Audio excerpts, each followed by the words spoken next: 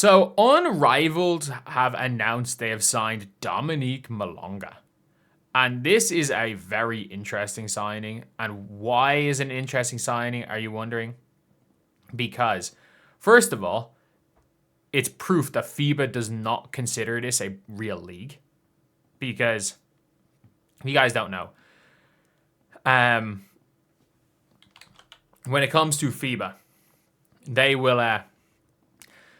they grant licenses to play in certain leagues. And like FIBA are the world basketball body. Like for the NBA, I think they have they have a link with the NBA. They have a link with the WNBA. They are literally the world basketball body. Like they are higher than FIBA as a body are higher than the NBA as a body.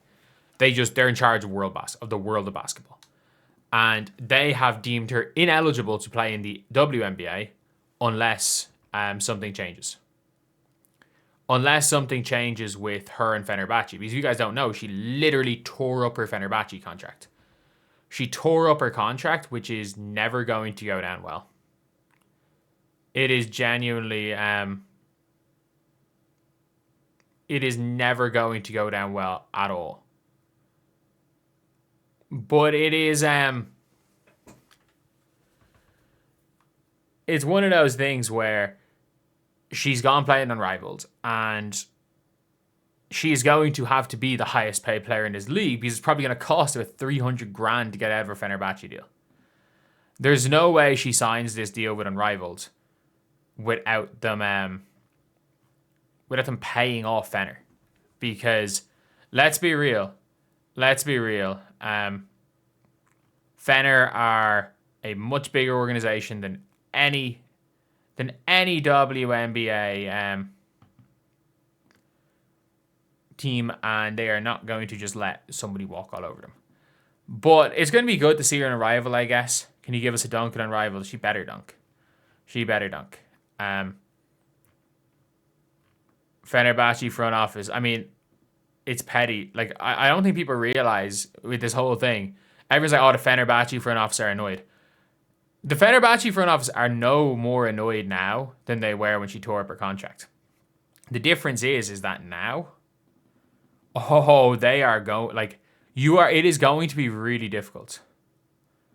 Like, it is going to be really, really difficult for her to get out of that now.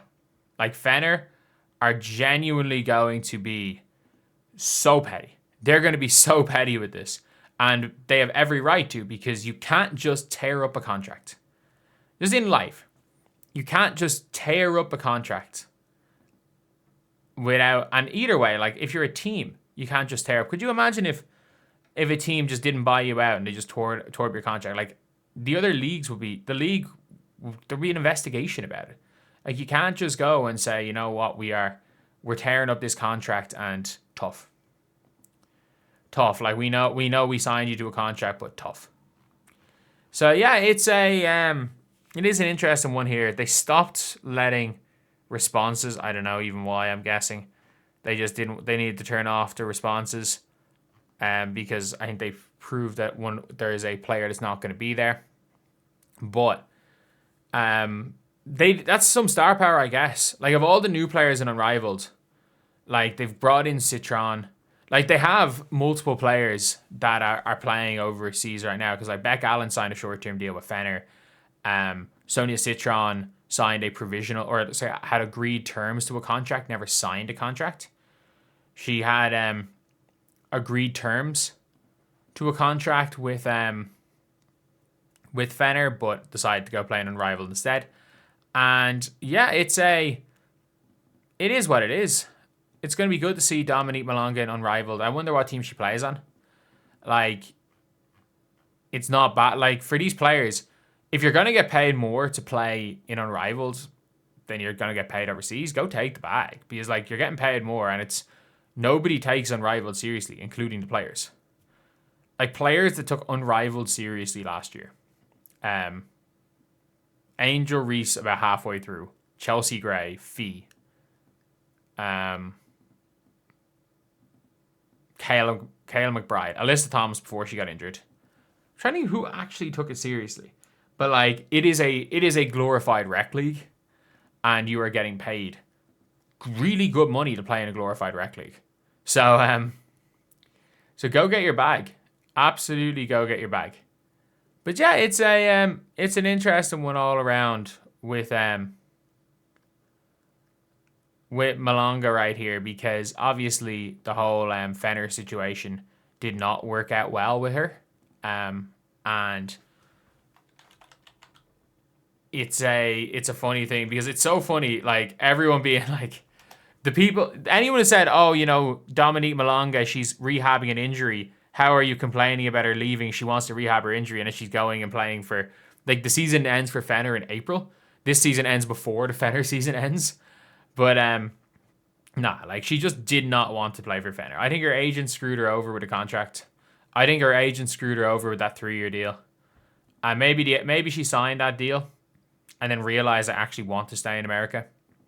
Maybe she signed that deal and was kind of hesitant on going over or not going over. Like, but at the same time, Fenner are going to get their money. Fenner are going to get their money. She's a 19-year-old. She'll make whatever money it is back. But somebody, whether it be the Storm, whether it be the Storm organization, whether it be a sponsor, whether it be Unrivaled, and there's a good chance she ends up being the highest paid player in Unrivaled, purely because of how expensive it's going to be to get her out of that Fenner deal. Like, I'd say minimum 300k. That would be my prediction, is 300k is like a conservative guess for how much it's going to cost to get her out of that deal with Fenerbahce. Because, again, they are not going to just let her walk for nothing. So I think they're probably going to charge her the entirety of... Apparently she only... Like, the agent made her something 90k a year, which is stupidly low. Like, that contract was awful. Like, I would have thought she was on about 200 a year. If she signed that for 90k a year, then Unrivaled, go pay her 200k, and then after the 200k, they still have money left over that they can go and still pay her. If they pay off, say, the 270k for the contract, then they can still give her another $250,000 and pay her 500k, and it's like, you know what, it's probably worth paying her $500,000. So yeah, it's it is what it is. It is what it is. And Dom is a big, big name. Of all the new players on Rival, she's definitely the biggest name, because they didn't attract an Aja, they didn't attract a Caitlin, they lost Breanna, they lost Angel. There is a big lack of star power this year compared to last year. So yeah, it is what it is. Let me know what you guys think. I will see you guys.